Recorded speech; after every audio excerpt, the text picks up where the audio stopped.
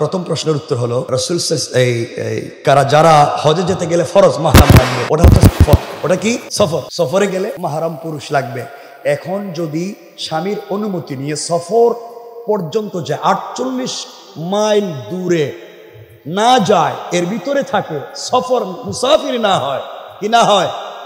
মুসাফির না হয়, আর দিনের প্রয়োজন পড়ে তার কথা বলা পর্দার ভিতরে থেকে কোনো পুরুষকে সাউন্ড না শোনাইয়া যদি ঘরের ভিতরে একজন দুইজন মহিলার সামনে ছোট আকারে যদি কেউ তালিম করে, মাহরাম পুরুষ সাথে নিয়া যদি লম্বা সফরে গিয়া আর লম্বা সফর ছাড়া কাছাকাছি জায়গায় ছোট আকারে একবারে পর্দার সাথে পুরুষের আওয়াজ ছাড়া, তাইলে জায়েজ, নচেত হারাম, সবসময় হারাম। রাসূল সাল্লাল্লাহু আলাইহি ওয়াসাল্লাম স্ত্রীরা তালিম করছেন, বা এত দূরে দূরে গিয়ে করেন নাই, কাছে করছেন। তালিমের জন্য আম্মাজান আয়েশার ছাত্র হচ্ছেন বড় বড় সাহাবী। পৃথিবীতে বড় বড় সাহাবী যারা, সব আম্মাজান আয়েশার ছাত্র। ওনার কাছে পড়ছেন, আয়েশা পড়ছেন। ইলিম কোথাও যায় না, ইলিমের কাছে আইতে হয়। সাইদি রহমতুল্লাহ আলাইহি কেন অনেক মাহফিলে কিয়াম করতে দেখেছি, এটা কি বৈধ অবৈধ? দেখেন, কিয়াম করেছেন মরহুম, মরা মানুষ নিয়ে কথা বলা ঠিক না, যে কোনো মরা মানুষকে নিয়ে কিয়াম করেছেন বলছেন। আমি দেখছি বলে মনে হয় না। কিয়াম করেছেন, আমার দেখছি বলে মনে হয় না। কিয়াম কেন করেছেন, কেন করে না, এটা একান্ত ওনার বিষয়। কিন্তু কিয়াম নিয়ে ভিন্ন মাসআলা আছে।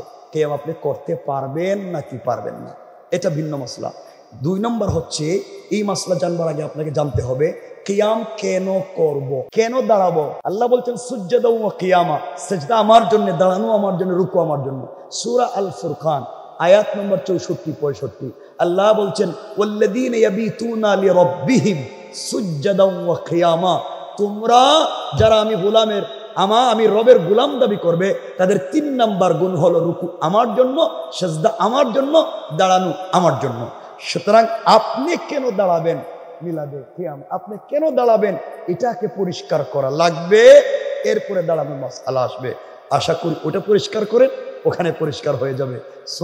এই মুস্তাহাব নিয়া, নফল নিয়া মাইর করে মাথা ফাটাইয়েন না, আগে মসজিদে ফরজ কায়েম করেন। দোয়া করে বেচারা কি জানেননি, আল্লাহ তোমার গরম নিয়া মদিনায় আমারে মৌত দিও। আল্লাহকে বাটপার, বাড়ির কাছে মসজিদ ফরজ পড়তে গেছিলেনি, বাড়ির কাছে মসজিদে ফরজ নামাজ পড়তে যায় না, মদিনায় গিয়ে মরতে চায়। কথা বলেন না কেন? চিন্তা করছেননি? এই জন্য এগুলাতে যাইয়েন না, ফেতনা কইরেন না। নফল জিনিস নিয়ে ফেতনা করা হারাম, ফরজ কায়েম করো। আল্লাহ কবুল করুক।